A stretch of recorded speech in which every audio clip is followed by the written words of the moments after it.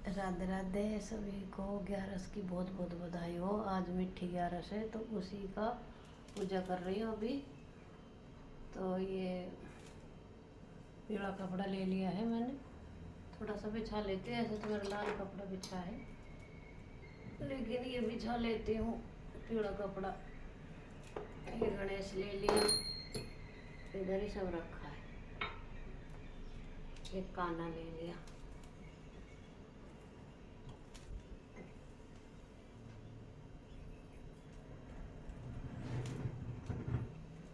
सबसे पहले ये कलश है, मैंने ये चुन्नी रखी थी, घर ही नई चुन्नी थी तो ये मैंने बांध ली। और ये चीनी रख ली, थोड़ा सा 2-3 दाना इसमें डाल लिया।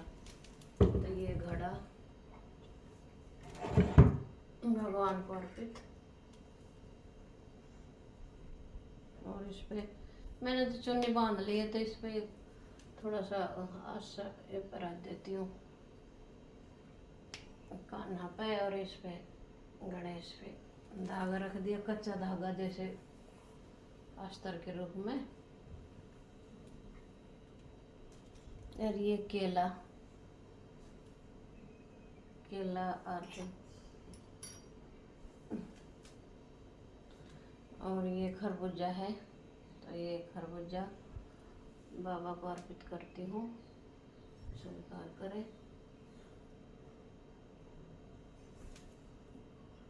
मुझे इतना मालूम नहीं पूजा का, लेकिन देख देख के लोगों को मैं भी थोड़ा थोड़ा सीख रही हूँ।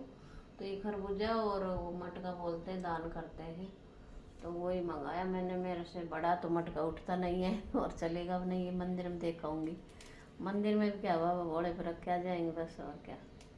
और ये एक खरबूजा और है, ये रख दिया। केला रख दी। और ये काजू बादाम ले लिए, तो इसमें मिश्री डाल लूँगी थोड़ी सी।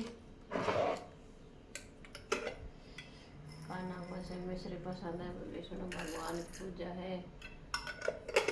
कान्हा भी उसी रूप में, मेरे पास विष्णु की फोटो नहीं है, लेकिन मैं कान्हा की पूजा कर लेती हूँ। तो एक ये साड़ी रखी है, ये साड़ी है, ये मैं अपनी ननद को दे दूँगी। और ये 100 रुपया, तो कुछ भेंट भी रखनी पड़ती है। तो ये 100 रुपया और ये साड़ी है।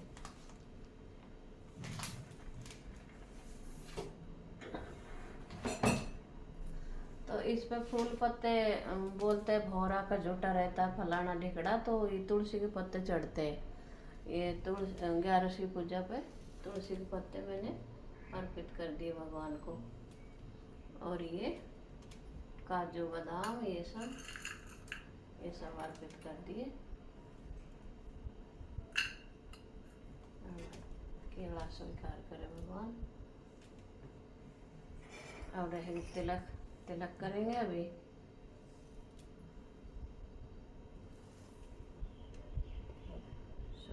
में गणेश को तिलक कर दिया, आसन पर आ दिया, और ये कान्हा को बढ़ा दिया। इस पे एक टिक्का लगाऊंगी मैं। कोई तो 7 या 8 देते, लेकिन 5 टिक्का कर दूँ, कोई ना। एक कलश की पूजा हो गई।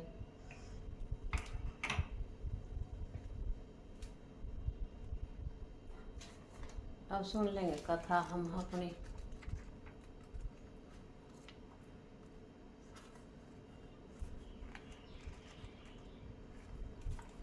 दीपक जलाऊंगे अभी। तो ये मैंने दीपक ले लिया है। तो ये दीपक मोटा क्यों लग रहा है, इसको मैंने तुलसी सुखा लेते हैं ना, तुलसी, तो जैसे तुलसी माता सूख जाती है तो उसको सुखा के और यूज़ कर लेते हैं। कोई तो भभूति बना लेता है, कोई कुछ। तो मैं ऐसे ये तना लेकर आई थी। ये तुलसी के तने मैंने रखे थे, तो इसमें तोड़ तोड़ के और ये रुई में लपेट लिए सारे। तो अभी मैं दीपक जला दूंगी। फैन चल रहा है वैसे। तो ये मैं लोटा भी ले लिया पानी का, सूरज में चढ़ाने के लिए।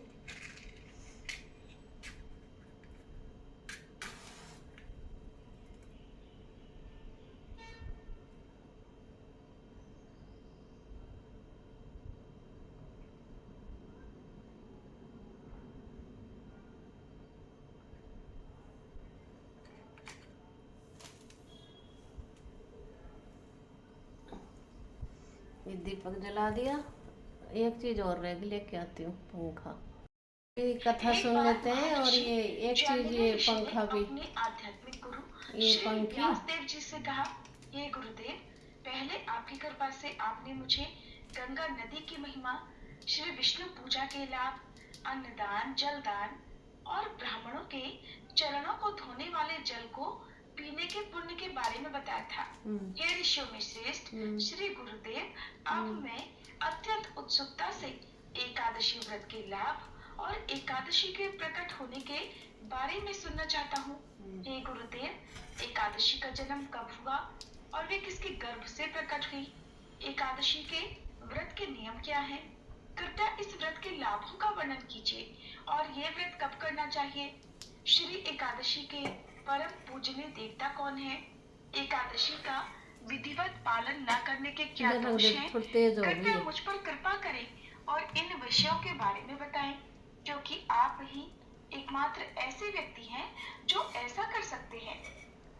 जैमिनी ऋषि के इस प्रश्न को सुनकर श्री व्यासदेव दिव्य आनंद में लीन हो गए और बोले, हे ब्राह्मण ऋषि जैमिनी, एकादशी के पालन के लाभों का पूर्ण वर्णन तो केवल भगवान नारायण ही कर सकते हैं, क्योंकि श्री नारायण ही ऐसे हैं जो इनका पूर्ण वर्णन कर सकते हैं। लेकिन मैं आपके प्रश्न के उत्तर में संक्षेप में वर्णन करूंगा।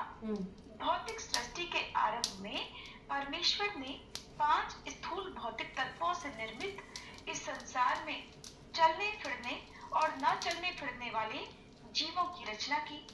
साथ ही मनुष्यों को दंडित करने के उद्देश्य से उन्होंने एक ऐसे व्यक्तित्व की भी रचना की जिसका स्वरूप पाप का साक्षात रूप था।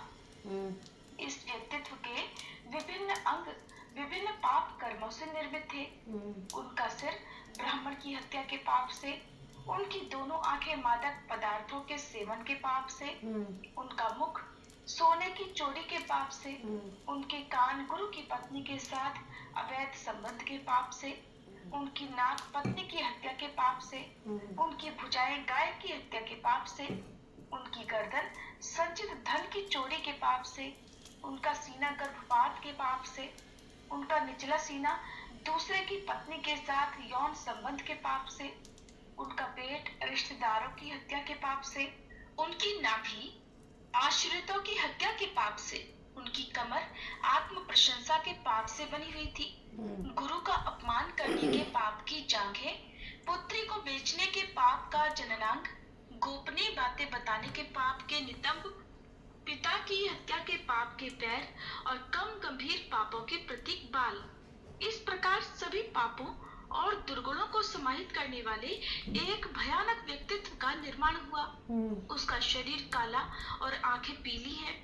वह पापी व्यक्तियों को अत्यधिक कष्ट देता है। भगवान विष्णु ने इस पापी व्यक्तित्व को देख जठराग्नि प्रज्वलित रहती है, जो तभी शांत होती है जब मैं अधिक से अधिक भोजन करता हूँ। इसलिए महामुनि, मैं सिर्फ साल में केवल एक ही बार उपवास कर सकता हूँ, जिससे स्वर्ग की प्राप्ति सुलभ हो, जिसके करने से मैं भी कल्याण का भागी हो सकूं। ऐसा कोई व्रत निश्चय करके बताइए। तब व्यास जी ने कहा कि एक साल में जितनी एकादशियां होती हैं, उन सब का फल निर्जला एकादशी के व्रत से मनुष्य प्राप्त कर लेता है। इसमें बिल्कुल भी संदेह नहीं है। इस एकादशी के दिन जो निर्जल व्रत करता है वह पुण्य का भागी होता है, लेकिन जो मनुष्य एकादशी के दिन अन्न खाता है वह पाप भोजन करता है। इस लोक में वह चांडाल के समान है और मरने पर दुर्गति को प्राप्त होता है। जो ज्येष्ठ एकादशी को उपवास करके दान देंगे वे परम पद को प्राप्त होंगे, और जिन्होंने एकादशी का उपवास किया है वे ब्रह्मत्यारे, शराबी, चोर और गुरुद्रोही होने पर भी सब पातकों से मुक्त हो जाते हैं।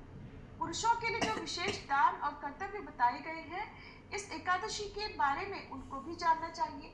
इस दिन श्री हरि जो जल में शयन करते हैं, उन्हें जलमयी धेनु का दान करना चाहिए।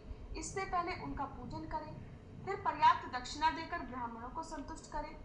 जिन्होंने श्रम, दम और दान में तीनों तरह से श्री हरि की पूजा और रात्रि में जागरण करते हुए इस पावन निर्जला एकादशी का व्रत किया है, उन्होंने न केवल अपनी पीढ़ी को बल्कि अपने साथ बीती हुई 100 पीढ़ियों को और आने वाली 100 पीढ़ियों को भी भगवान वासुदेव के परम धाम में पहुंचा दिया है।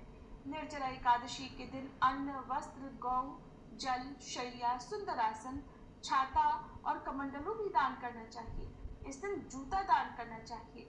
माना जाता है कि जो जूता दान करता है वह सोने के विमान में बैठकर स्वर्गलोक में जाता है।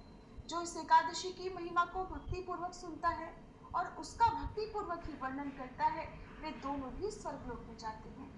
चतुर्दशी युक्त अमावस्या को सूर्य ग्रहण के समय अगर आप पितरों का श्राद्ध करते हैं तो भी आपको उतना फल नहीं मिलता जितना कि इस कथा के सुनने से ही मिल जाता है। इसके लिए पहले दांत साफ करके और स्नान करके यह नियम लेना चाहिए कि मैं आज श्री हरि की प्रसन्नता के लिए एकादशी को निराहार रहकर आचमन के सिवा दूसरे जल का भी त्याग करूंगा। द्वादशी को फिर धूप, दीप, गंध, पुष्प और वस्त्र आदि विधि पूर्वक पूजन करके जल से भरा घड़ा संकल्प करते हुए दान करें। महर्षि व्यास जी के मुख से यह सब वृतांत सुनकर भीमसेन ने कहा, हे ऋषिवर, मैं भी अब निर्जला एकादशी का यथोचित रूप से पालन करूंगा। तब व्यास जी ने कहा कि भीम, ज्येष्ठ मास में सूर्य वृष राशि पर हो या मिथुन राशि पर शुक्ल पक्ष में जो एकादशी आती है उसका यत्न पूर्वक निर्जल व्रत करो। केवल कुल्ला या आचमन करने के लिए मुख में जल डाल सकते हो, उसको छोड़कर किसी और प्रकार का जल मुख में न डाले, ये व्रत का नियम है। एकादशी के सूर्योदय से द्वादशी के सूर्योदय तक आपको जल का त्याग करना है, तभी यह व्रत पूर्ण होता है। इसके बाद द्वादशी को निर्मल प्रभात काल में स्नान करके ब्राह्मणों को विधि पूर्वक जल और स्वर्ण का दान करें। द्वादशी तिथि को व्रत का पारण करना चाहिए। इस दिन ब्राह्मण भोजन कराने के बाद ही स्वयं भोजन करे। जो इस प्रकार पाप नाशिनी एकादशी का व्रत करता है वह अपने समस्त पापों से मुक्त हो जाता है। यह सुनकर भीमसेन ने भी इस शुभ एकादशी का व्रत आरंभ कर दिया। तब से यह लोक में पांडव एकादशी के नाम से विख्यात हुई और इसीलिए निर्जला एकादशी को भीमसेनी एकादशी भी कहा जाता है। प्रिय श्रोताओं, ये थी पांडव निर्जला एकादशी की कथा। सभी प्रेम से बोलिए श्री कृष्ण भगवान की जय। निर्जला एकादशी की जय। अब आपको सुनाते हैं श्री जगन्नाथ भगवान। ओम जय जगदीश हरे, सोम जय जगदीश हरे, भक्तजनों के संकट क्षण में दूर करे, जो ध्यावे फल पावे, सुख बिन से मन का सुख संपत्ति घर आवे, कष्ट मिटे तन का मात पिता तुम मेरे, शरण रहूं किसके तुम बिन और न दूजा, आस करूं किसके तुम पूर्ण, परमात्मा तुम अंतर्यामी, पार ब्रह्म परमेश्वर तुम सबके स्वामी, तुम करुणा के सागर तुम पालन करता, मैं हूँ रखल खामी, कृपा करो बरता, तुम हो एक अवतार सबके प्राणपति, किस विध मिलूं दया मैं तुमको, मैं कुंती दीन नंद बिंदु, तुम ठाकुर मेरे संग, तुम रक्षक मेरे, अपने हाथ उठाओ द्वार फड़क तेरे, शेष विकार मिटाओ, पाप हरो देवा, सरगा भक्त बढ़ाओ, तन तन की सेवा, तन मन धन सब कुछ है तेरा, सब कुछ है तेरा, तेरा तुझको अर्पण क्या लागे मेरा, श्री जय जगदीश जी की आरती जो कोई नर गावे, कह शिवाय स्वामी सुख संपत्ति पावे, जय सिया राम, जय सिया राम, जय माता की जय माता। ओम नमः शिवाय, ओम नमः शिवाय, ओम नमः शिवाय। काशी विश्वनाथ देवता, काशी विश्वनाथ बाबा, काशी विश्वनाथ बाबा, हर हर महादेव, हर हर महादेव। जय मेरी एकादशी माता, मेरी हे विष्णु भगवान, ये मेरी लक्ष्मी माई, ये मेरी एकादशी माई, मेरा व्रत स्वीकार करो, स्वीकार करो, स्वीकार करो। मैं अनजान हूँ, मुझे कुछ भी मालूम नहीं है, मैं भोली भाली, मुझे पूजा पाजा नहीं आती है, बस ऐसी आती है बहन, मुझे ज़्यादा पूजा नहीं आती है, जो आता है वो अपना सिंपल करती हूँ। और यही एकादशी की व्रत है, कथा है, सुन ली मैंने। और अभी एकादशी की माता की आरती और करूँगी, वो मोबाइल में चलाऊँगी क्योंकि बीच बीच में मैं भूल जाती हूँ उसमें। छोटा सा ब्लॉग बनाया, कैसा लगा? धन्यवाद।